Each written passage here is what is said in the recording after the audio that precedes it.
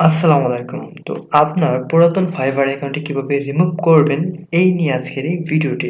অনেকের দেখা যাচ্ছে যে Fiverr অ্যাকাউন্টটি অনেক পুরনো হয়ে গিয়েছে অথবা আপনার Fiverr অ্যাকাউন্টে ক্লায়েন্টের ব্যাড রিভিউ দেওয়ার কারণে আপনার গিগটা একদম ডাউনে চলে এসেছে বা দীর্ঘদিন যাবৎ কোনো অর্ডার পাচ্ছেন না। আপনারা চাচ্ছেন যে এই Fiverr অ্যাকাউন্টটি রিমুভ করে দেওয়ার জন্য। তো কিভাবে রিমুভ করবেন সেই বিষয় নিয়ে আজকের এই ভিডিওটি। তো একদমই সহজ, জাস্ট সিম্পল একটা কাজ। তো আমি আপনাদেরকে দেখিয়ে দিচ্ছি। সর্বপ্রথম আপনারা চলে যাবেন হচ্ছে আপনার ক্রোম ব্রাউজারে। তো ক্রোম ব্রাউজারে আসার পর সেখানে আপনার Fiverr অ্যাকাউন্টটি লগইন করে নেবেন।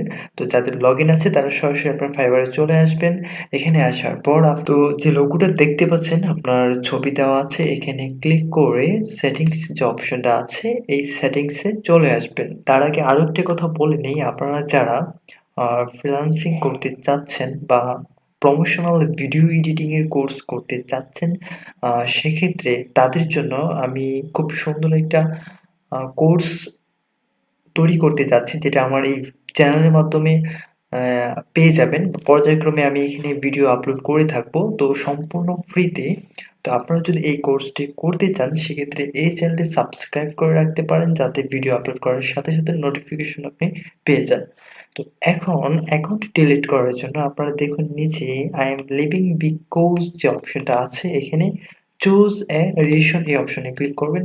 ক্লিক করার পর এখানে অনেকগুলো অপশন আছে যে আপনি কোন কারণে আপনার Fiverr অ্যাকাউন্টটি রিমুভ করতে চাচ্ছেন। তো এখান থেকে আপনাদের পছন্দমতো যেকোনো একটা অপশন সিলেক্ট করে নিবেন। ঠিক আছে?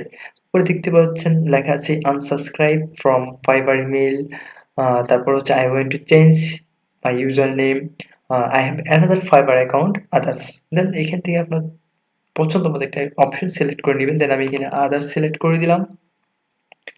নিচে আরো একটা অপশন দেখতে পাচ্ছেন টেল আস মোর অপশনাল। আপনি যদি চান সেক্ষেত্রে এখানে একটা লেটার লিখে দিতে পারেন।